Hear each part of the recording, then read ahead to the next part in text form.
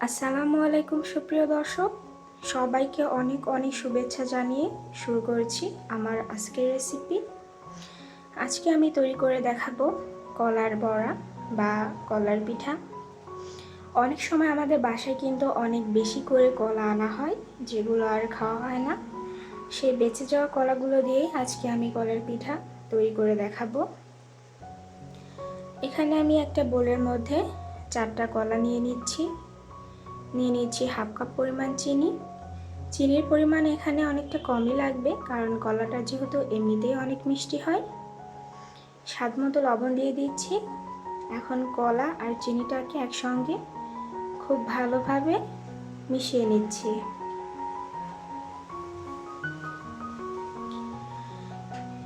এই তো কলা আর চিনিটা খুব ভালোভাবে একসঙ্গে মেশানো হয়ে গেছে।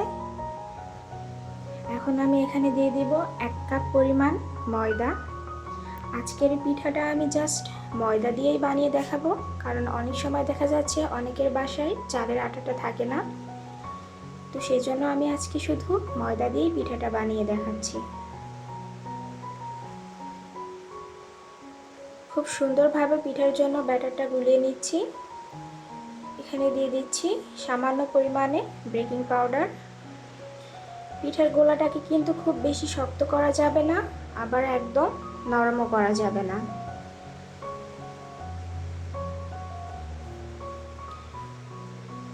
তো এই তো আমার পিঠার গোলাটা একদম পারফেক্টভাবে মাখানো হয়ে গেছে। এখানে আমি চুলায় একটি কড়াই বসিয়ে পরিমাণ মতো তেল দিয়ে তেলটাকে গরম করে নিয়েছি। তেলটা কিন্তু খুব বেশি গরম করা যাবে না, তাহলে পিঠার অপর পাশটা পুড়ে যাবে এবং ভিতরে কিন্তু কাঁচাই থেকে যাবে। এখানে আমি ছোট ছোট করে বড়াগুলোকে তেলের মধ্যে দিয়ে দিচ্ছি।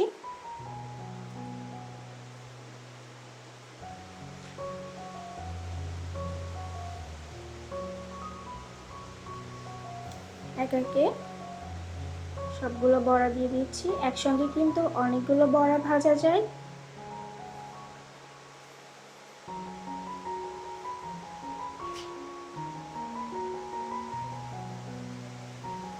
বড়াগুলো নেড়েচেড়ে খুব ভালোভাবে ভেজে নিতে হবে।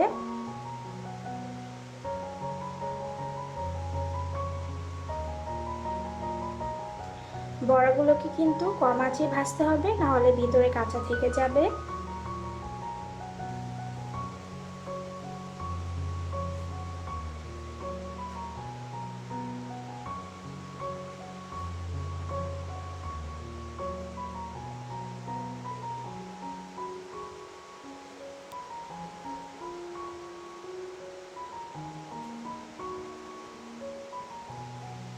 এই পর্যায়ে আমার বড়াগুলো খুব সুন্দরভাবে ভাজা হয়ে গেছে।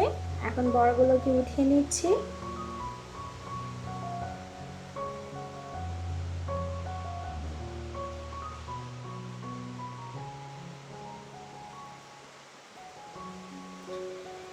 একইভাবে বাকি বড়াগুলো ভেজে নিচ্ছি।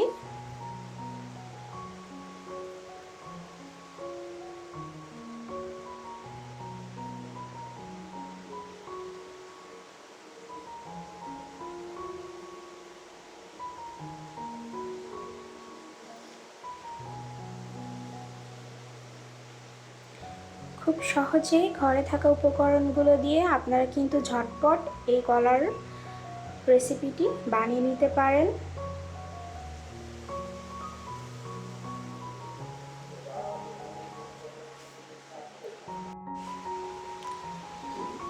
আমার বাকি বড়াগুলো খুব সুন্দরভাবে ভাজা হয়ে গেছে।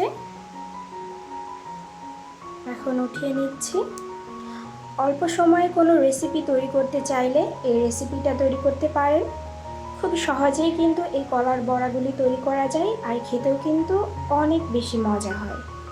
তো প্রিয় দর্শক, আমার এই রেসিপিটি যদি আপনাদের ভালো লেগে থাকে, তাহলে আমার চ্যানেলটিকে সাবস্ক্রাইব করার অনুরোধ রইল।